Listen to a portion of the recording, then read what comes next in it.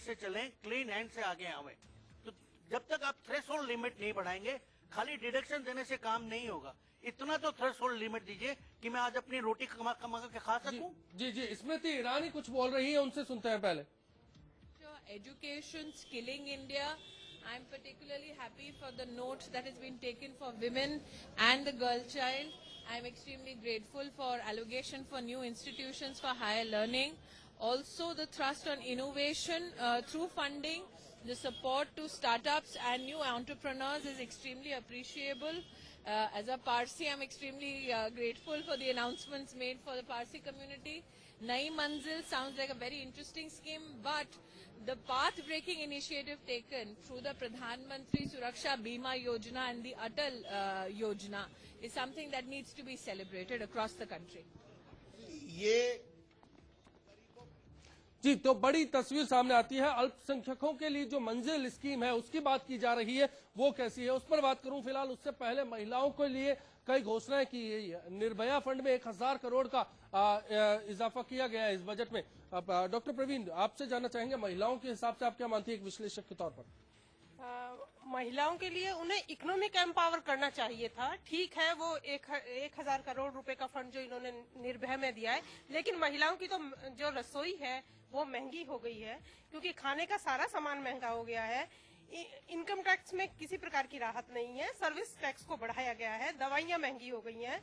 एक तरफ प्रधानमंत्री जी कंप्यूटर, लैपटॉप, मोबाइल ये सब इन्होंने महंगी कर दिए हैं, और दूसरी तरफ वो ई बुकिंग और इन सब चीजों की बात करते हैं। गांवों के अंदर बच्चों को पढ़ने के लिए सिंपल कॉपी किताब नहीं है, वो कंप्यूटर लैपटॉप तक कैसे पहुंचेंगे? और दूसरी चीज की मैं एक बात कहूंगी कि कल तक सोच कुछ और हो रहा था, लेकिन जब व्यवहारिक तौर पर हमने सामने देखा है, तो मैं एक बात कहूंगी कि भूखे बच्चों को खिलौनों से नहीं पिलाया जा सकता।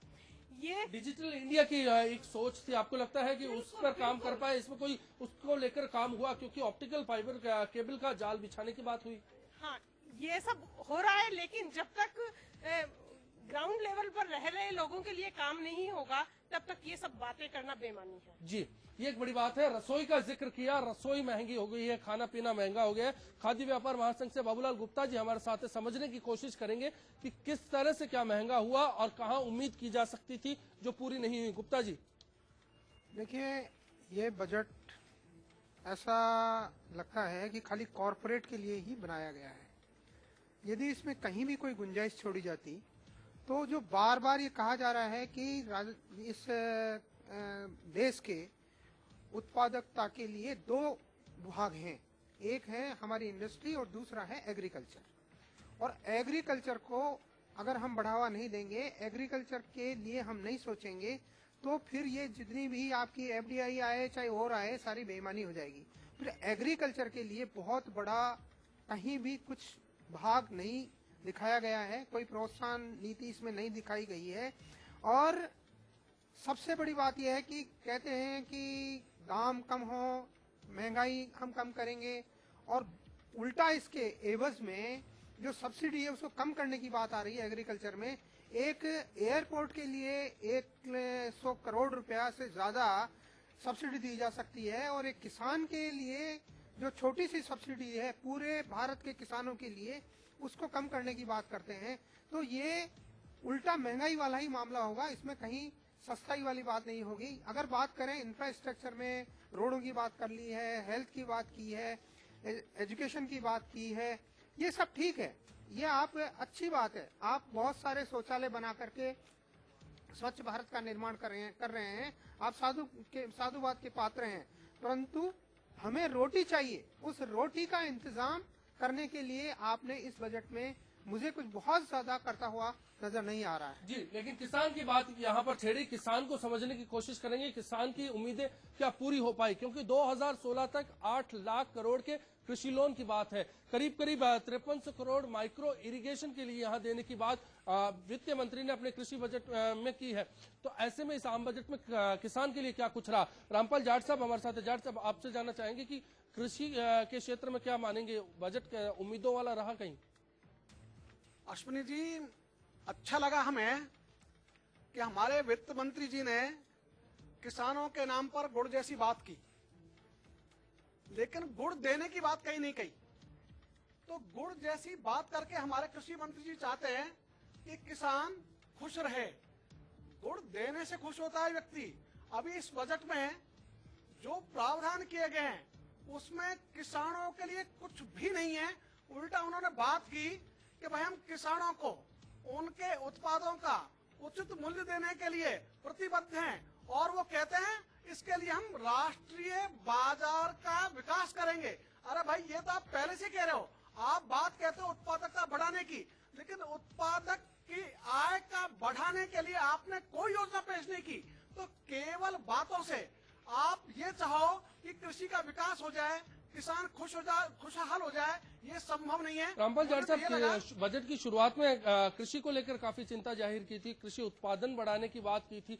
बजट की शुरुआत में ही उन्होंने माना था कि एग्रीकल्चर पर मोदी सरकार का फोकस रहेगा, इसलिए जानना चाहेंगे क्या वो फोकस वाली बात पूरे बजट में कहीं पर थी? अश्विनी जी, इन्होंने किसान और कृषि की बात इसलिए की जिससे ये कॉर्पोरेट जगत को जो समर्पित बजट है उसको जस्टिफाई किया जा सके। इसमें इन्होंने किसानों का कृषि का नाम इसलिए लिया है जिससे ये बिना किसान को और कृषि को कुछ भी दिए वाहवाही लूट सकें, इसलिए इन्होंने दिया कुछ नहीं। अभी बात करते हैं, इन्होंने कहा कि हम ऋण देंगे। अरे भाई ऋण पे आपने ये तो नहीं कहा कि इसको 0% ब्याज पे ऋण देंगे, तो आपने ब्याज दर की तो बात ही नहीं की। पुराने लोन माफ करने की उम्मीद थी कि इसमें कम से कम राहत मिलेगी। कल जब आर्थिक विश्लेषण पेश किया गया, मुलायम सिंह ने भी कहा कि यूपी में उन्होंने किसानों के लिए करीब 5,000 करोड़ के जो कृषि लोन है माफ किए हैं। ऐसे में वित्त मंत्री जी भी माफ करें। अश्विनी जी, अब तक देश में कृषि उत्पादों का किसान को जो कीमत दी जाती है वह लागत की 80% है। यानी जितना किसान की जेब से खर्च होता है उसमें 20% गायब हो जाता है। तो किसानों को अब तक मिली है नेगेटिव सब्सिडी। तो जो नेगेटिव सब्सिडी है यदि उसकी भरपाई करें तो ऋण माफी उचित कदम है। चलिए मल्लिकार्जुन खड़गे कुछ कह रहे हैं कमी होने की वजह से करोड़ों रुपए मिले थे उस, और आपको इन्फ्लेशन के वजह से और भी पैसा था, लेकिन आपने वो गरीबों को इंक्लूसिव ग्रोथ के लिए आपने नहीं दिया। तो इसका मतलब ये है कि आप सिर्फ इलेक्शन सामने रखते, बिहार, वेस्ट बंगाल, आसाम, उधर इधर जिधर बोलना था वो इसीलिए किए हैं। और एक विजन डॉक्यूमेंट मैं समझता हूँ ये प्रैक्टिकल नहीं है। ब्लैक मनी को लेकर भी जो है किस तरीके से आगे ना हो, उसको लेकर कई सारी चीजें। देखिए, ब्लैक मनी का ये तो पहले से चल रहा है। ये प्रणब मुखर्जी साहब भी कोशिश किए, चिदम्बरम साहब भी कोशिश किए, लेकिन उन्होंने ऐसा क्रेडिट ले रहे कि पहले तो 100 दिन में लाने का वायदा किए थे, अब तो 10 महीने गए, अब तो बजट पास होने साल भी चले जाती है। अभी ये पिठाने से क्या बोलते हैं वो, आप जोर जोर से बोलने से पैसे नहीं आते। पैसे लाने के लिए जो कोशिश पहले की गवर्नमेंट भी की, आज हम भी वही कर रहे हैं। आप बोल रहे हैं लेकिन उसको जोर जोर से बोल रहे हैं।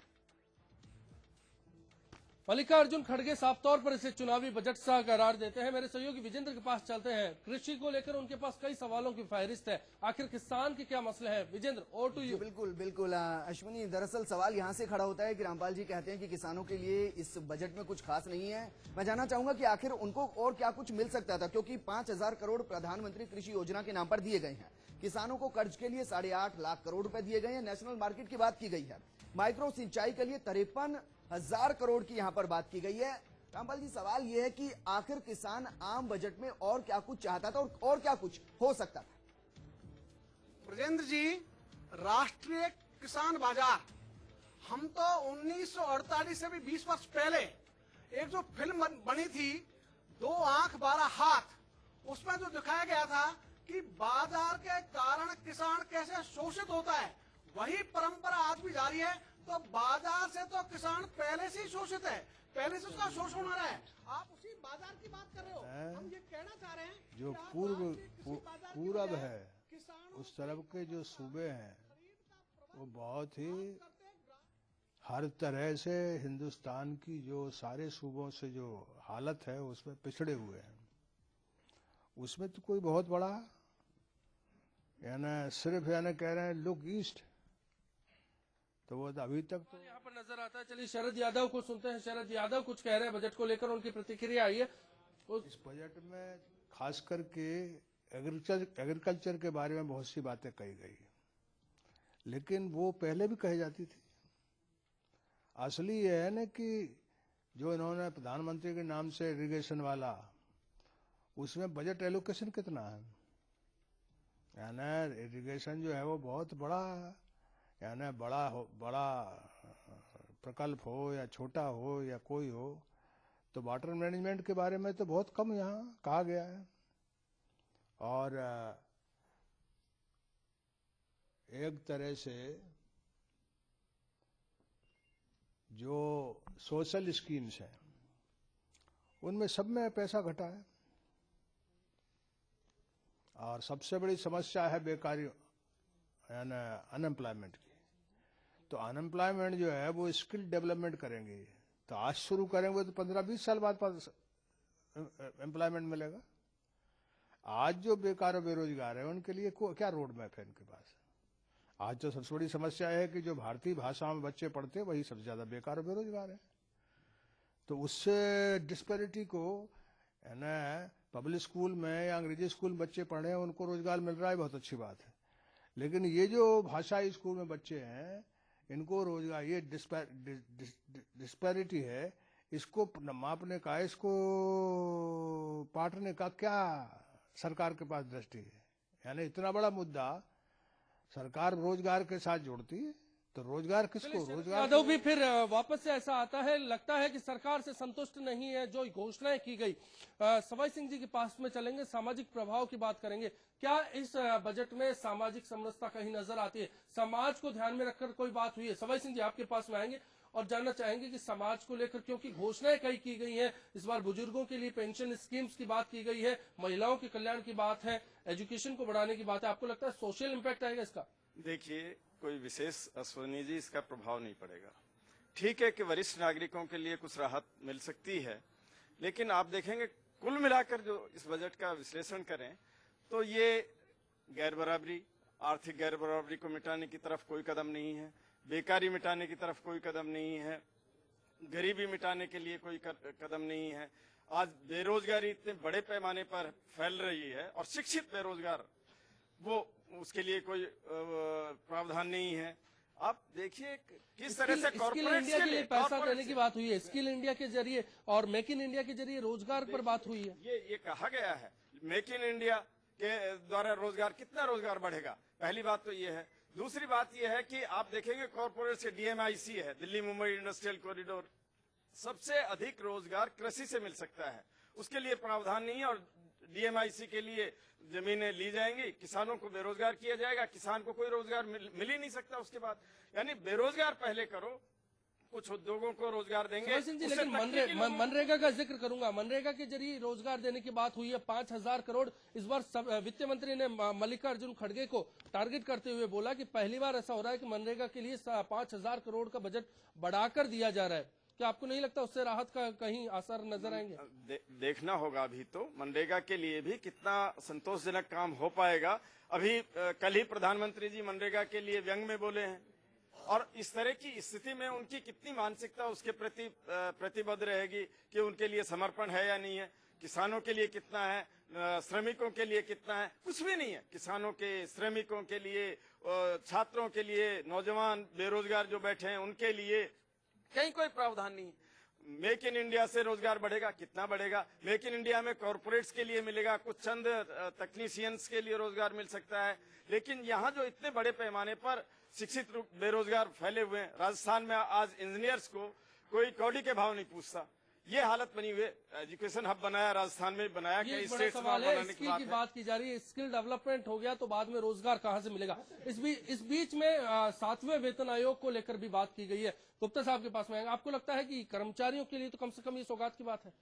इसमें सौगात वाली कोई बात नहीं है। सरकार ने प्रतीकात्मक रूप से तो बात कही है, लेकिन देखिए मैं आपको बताऊं, 1 जनवरी 2016 से 7वां वेतन आयोग लागू होना है। तो यदि वित्त मंत्री जी इसके प्रति गंभीर थे तो उनको इसके लिए बजट प्रोविजन करने चाहिए थे। उन्होंने कहा है अगले वर्ष से इसको लागू करेंगे, इसका मतलब 31 मार्च 16 तक तो हम इसको भूल जाएं।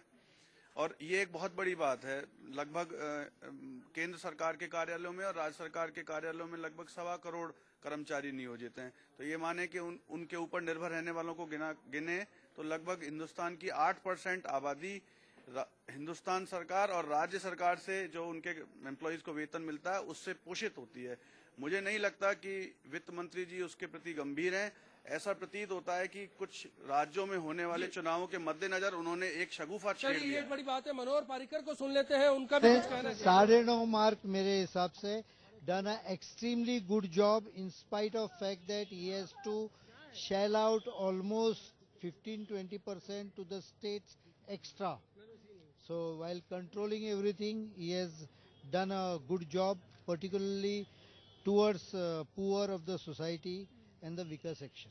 Thank you. रक्षा बजट में यहाँ पर संकेत मिले हैं कि इजाफा किया गया है और पहली बार इतना बड़ा इजाफा हुआ है और उससे क्या प्रभाव पड़ेंगे। सुरेश चौधरी जी हमारे साथ जुड़ चुके हैं, कांग्रेस प्रवक्ता है। सुरेश जी, आपको लगता है रक्षा बजट में इजाफे के बाद में जो आज तक भारत में एक सबसे बड़ी समस्या थी उससे कोई राहत मिलेगी? डिफेंस सेक्टर मजबूत होगा हमारा? डिफेंस सेक्टर तो मजबूत होगा बजट बढ़ाने से, लेकिन देश 70% जहाँ किसान रहते हो, जो देश किसान प्रधान हो, किसानों के लिए कोई योजना नहीं बनती हो, किसान के लिए कोई बात नहीं होती हो, किसान को क्या ऋण देना है, पुराना ऋण पे क्या रिलीफ देनी है, बिना ब्याज के कितना पैसा मिलेगा, ऐसी कोई घोषणा नहीं।